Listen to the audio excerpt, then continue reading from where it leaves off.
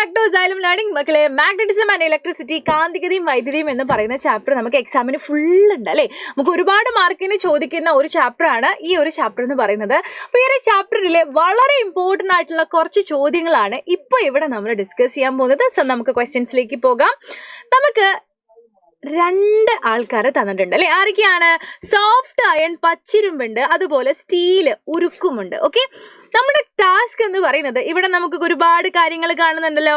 ഇത് ആർക്കൊക്കെയാണ് മാച്ച് എന്നുള്ളത് എഴുതി കൊടുക്കാനാണ് കേട്ടോ. അപ്പൊ എന്താണ് ഈ വശഖത, സസെപ്റ്റിബിലിറ്റി, എന്താണ് ഈ റിറ്റന്റിവിറ്റി എന്ന് പറഞ്ഞാൽ നമ്മൾ ആദ്യം മനസ്സിലാക്കണമല്ലോ. ഓക്കെ, നമുക്കറിയാം മാഗ്നറ്റിക് ഇൻഡക്ഷൻ, കാന്തിക പ്രേരണം എന്ന് പറഞ്ഞിട്ട് നമ്മൾ പഠിക്കുന്നുണ്ട് അല്ലേ. അതായത് നമ്മൾ എന്ത് ചെയ്യാണ് നോക്കണേ, നമ്മളിപ്പോൾ ഒരു കാന്തത്തിനെ വെച്ചു, കാന്തം വെച്ചിട്ട് നമ്മൾ ഈ ഒരു പിന്നിന്റെ കൂട്ടത്തിലേക്ക് കൊണ്ടുപോയി വെക്കണം. അപ്പം എന്ത് ചെയ്യും, ഈ പിന്നിന്റെ കൂട്ടം മുഴുവൻ എന്ത് ചെയ്യും, കാന്തത്തിൽ ഇങ്ങനെ ഒട്ടിപ്പിടിക്കും അല്ലേ. നോക്കൂ, ഇപ്പൊ ഈ പിന്നൊക്കെ ഒട്ടിപ്പിടിക്കാനുള്ള കാരണം ഇവിടെ കാന്തം ഉണ്ടെന്നുള്ളതാണ്. പക്ഷെ ഇവിടെയൊക്കെ പിന്നുകൾ ഇങ്ങനെ ഒട്ടിപ്പിടിക്കാൻ എന്താ കാരണം?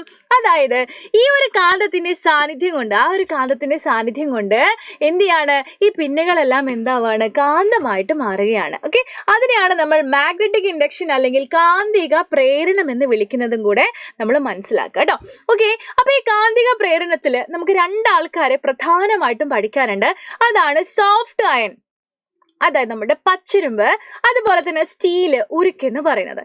അപ്പോൾ പെട്ടെന്ന് കാന്തമായിട്ട് മാറാൻ പറ്റുക ആർക്കാന്ന് ചോദിച്ചു കഴിഞ്ഞാൽ നമുക്ക് ഈ ഒരു എക്സ്പെരിമെന്റ് ചെയ്ത് നോക്കണേ. ഇതാണ് നമ്മുടെ മാഗ്നറ്റ്. ഞാൻ ഇവിടെ എന്ത് ചെയ്തിട്ടുണ്ട്, ഒരു സോഫ്റ്റ് അയണിന്റെ പീസ് എടുത്തിട്ടുണ്ട്, ഒരു പച്ചിരുമ്പിന്റെ കഷ്ണം എടുത്തിട്ടുണ്ട്, പച്ചിരുമ്പ്.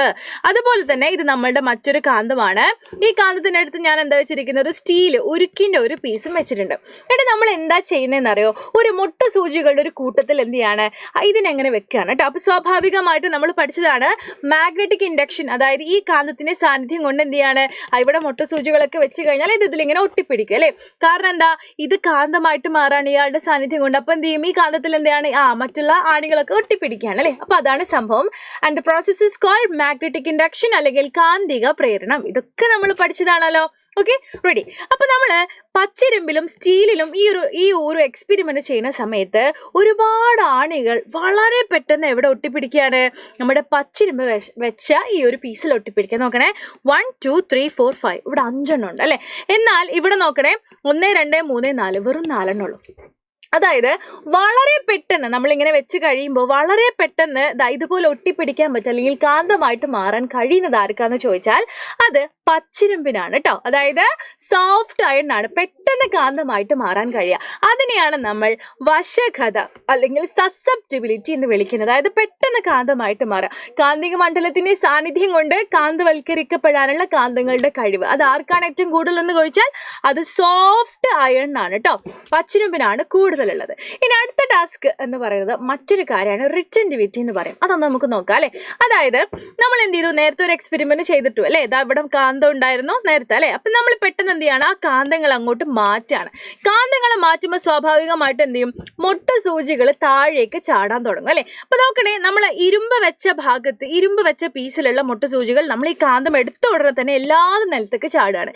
എന്നാൽ നമ്മുടെ ഈ ഒരു സ്റ്റീലില് എന്താ സംഭവിക്കണം നോക്കണേ, രണ്ടാണികൾ അവിടെ തന്നെ നിൽക്കും. കുറച്ചു നേരം കഴിഞ്ഞാൽ അതും ചാടും. പക്ഷേ കുറച്ചെങ്കിലും നേരം ഇതിലാണ് ആണികൾ നിൽക്കുന്നത്. അതിന് കാരണം എന്ന് പറയുന്നത് നമ്മൾ നേരത്തെ പഠിച്ച കാര്യമാണ്. ഇവർക്കൊക്കെ എന്താണ്, ഇവിടെ ഒരു കാന്തം വെച്ചപ്പോൾ ഇവർക്കൊക്കെ കാന്തിക ശക്തി കിട്ടുകയാണെന്ന് നമ്മൾ പഠിച്ചു അല്ലേ. അപ്പൊ അത് കൂടുതലായിട്ട് അല്ലെങ്കിൽ അത് കിട്ടിയ ശക്തി കൂടുതൽ നേരം നിലനിർത്താനുള്ള കഴിവ് ആർക്കാന്ന് ചോദിച്ചാൽ അത് സ്റ്റീലിനാണ് ഉള്ളത്.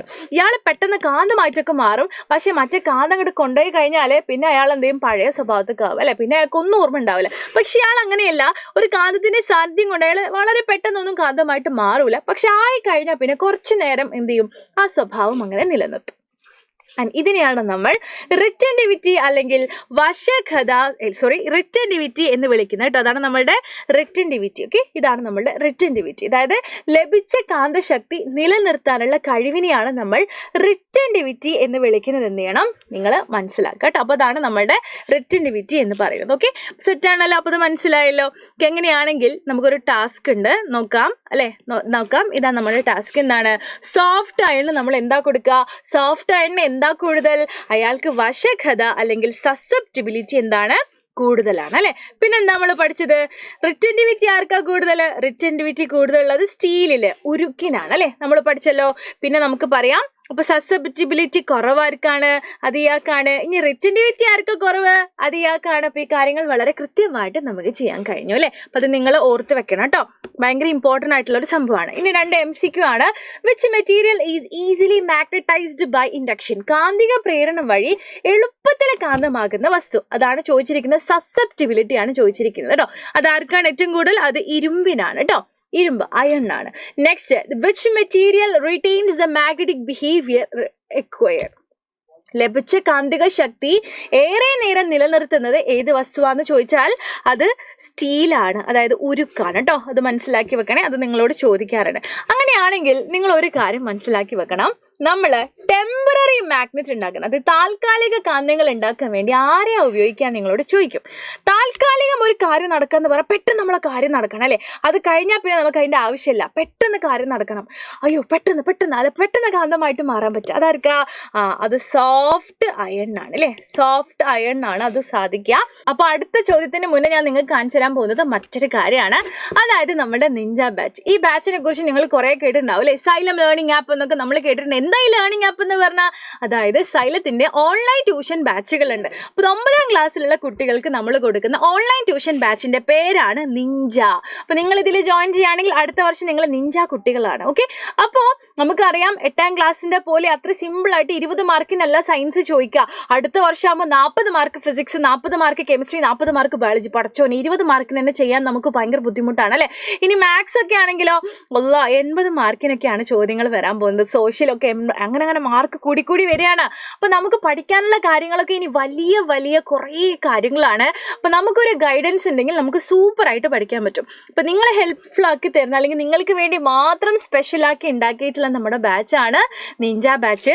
നിഞ്ച ബാച്ചിനെ കുറിച്ച് ഞാൻ പറയുമ്പോൾ നിങ്ങൾ വിചാരിക്കും ഞാൻ തള്ളാണ്. ഓക്കെ, അപ്പൊ നിങ്ങൾ കാര്യങ്ങളൊക്കെ അറിയാൻ വേണ്ടി ഞാൻ പറയുന്ന നമ്പറിൽ നിങ്ങൾ ജസ്റ്റ് ഒന്ന് കോൺടാക്ട് ചെയ്യുക. 999 54 00 800 ഈ നമ്പറിൽ നിങ്ങൾ എന്ത് ചെയ്യണം? കോൺടാക്ട് ചെയ്യുക. നിങ്ങൾ അവരോട് ചോദിക്കുക എന്തൊക്കെയും പറയുന്നുള്ളൂ, ഇതൊക്കെ ശരിയാണോ? അങ്ങനെയുള്ള കാര്യങ്ങളൊക്കെ അന്വേഷിച്ചിട്ട് മാത്രം നമ്മുടെ ബാച്ചിൽ ജോയിൻ ചെയ്യുക. അങ്ങനെയാണെങ്കിൽ നമുക്ക് ബാച്ചിൽ കാണാം കേട്ടോ. അപ്പൊ നിങ്ങളുടെ ഇന്നത്തെ ടാസ്ക് അല്ലെങ്കിൽ ഇന്നത്തെ ചോദ്യം എന്ന് പറയുന്നത് ഇതാണ്: സ്ഥിര കാന്തങ്ങൾ ഉണ്ടാക്കാൻ വേണ്ടി അല്ലെങ്കിൽ പെർമനന്റ് മാഗ്നറ്റ് ഉണ്ടാക്കാൻ വേണ്ടി നമ്മൾ ഏത് മെറ്റീരിയലിനെയാണ് യൂസ് ചെയ്യുന്നത്? അപ്പോൾ ഇതിന് ആൻസർ താഴെ കമന്റ് ചെയ്യുക. അപ്പോൾ താങ്ക് യു സോ മച്ച്. അപ്പോൾ നമുക്ക് അടിപൊളിയായിട്ട് പഠിക്കണം. ലൈവ് ക്ലാസ്സുകൾ എല്ലാം ഉണ്ട് കേട്ടോ. അപ്പോൾ ഒന്നും സ്കിപ്പ് ചെയ്യാതെ സൂപ്പറായിട്ട് പഠിച്ച് ഉഷാറായിട്ട് നമുക്ക് എക്സാം എഴുതാം.